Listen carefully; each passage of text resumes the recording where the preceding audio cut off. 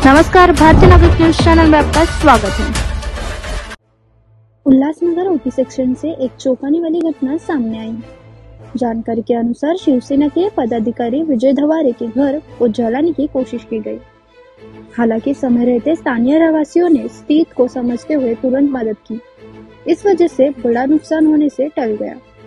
घटना की सूचना पुलिस को दे दी गई है और मामले की जांच शुरू हो चुकी है, ऐसी खबर सामने आ रही है। विठ्ठलनगर पोलीस स्टेशनच्या हद्दीमध्ये ओटी सेक्शन महात्मा फुले नगर येथे राहणारे विजय धावरे यांनी पोलिसांना तक्रार दिली की ते आज 18/6/2025 रोजी पहाटे घरामध्ये 5 वाजता झोपलेले असताना त्यांना अचानक घरामध्ये धूर जाणवला, म्हणून त्यांनी उठून बाहेर येण्याचा प्रयत्न केला, परंतु त्यांच्या घराची बाहेरून पण कडी लावलेली होती। त्यामुळे त्यांनी थोडं आरडाओरड केला असता बाजूच्या लोकांनी ती कडी उघडली। बाहेर येऊन त्यांनी पाहिले असता त्यांच्या दरवाजाच्या उंबरठ्या जवळ कोणीतरी त्यांची जी पाईप पुसणी होती ती जाळून ती घरामध्ये ढकलण्याचा प्रयत्न केलेला होता।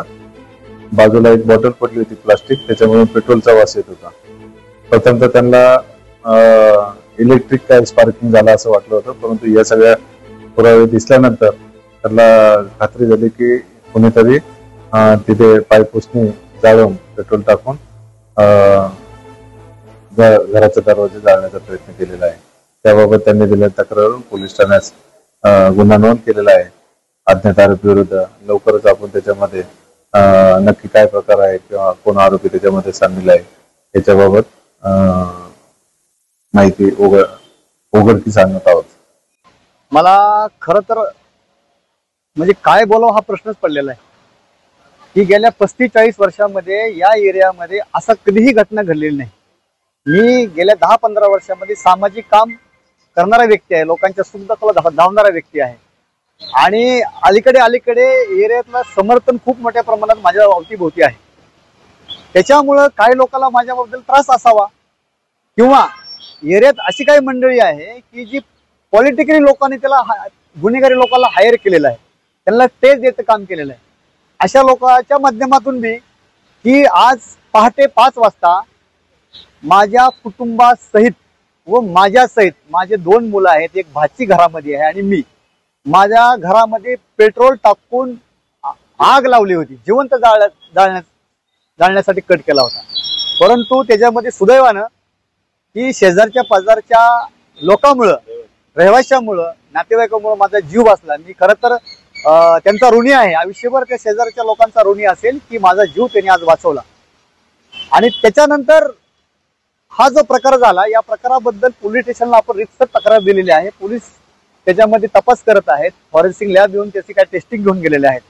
पण माझं एक आव्हान आहे समाजाला की समाजामध्ये आपण जर विचार केला तर ही भारतीय लोकशाही आहे। लोकशाहीमध्ये बहुपक्षीय पद्धती आहे, सत्ताधारी विपक्ष असतात, पण विपक्षच नसला पाहिजे, त्याला जिवंत जाळलं पाहिजे अशी भूमिका ठेवून जर परिवारासोबत जर असा जर कांड एका विपक्ष साधारण कार्यकर्त्यासोबत जर होत असेल तर ही महाभयंकर घटना या भीम कॉलनीत व उल्हासनगरात घडलेली आहे, अख्ख्या महाराष्ट्रात ही घटना घडलेली आहे। तर माझं आव्हान आहे समाजाला की असे जे राजकीय लोक आहेत जे अशा स्वरूपाचं कांड करू इच्छितात, अशा लोकांपासून सामान्य लोकांनी जागृत राहिलं पाहिजे आणि त्यांच्या सांगण्यावरून असं काय कुणाचं कांड करू नये।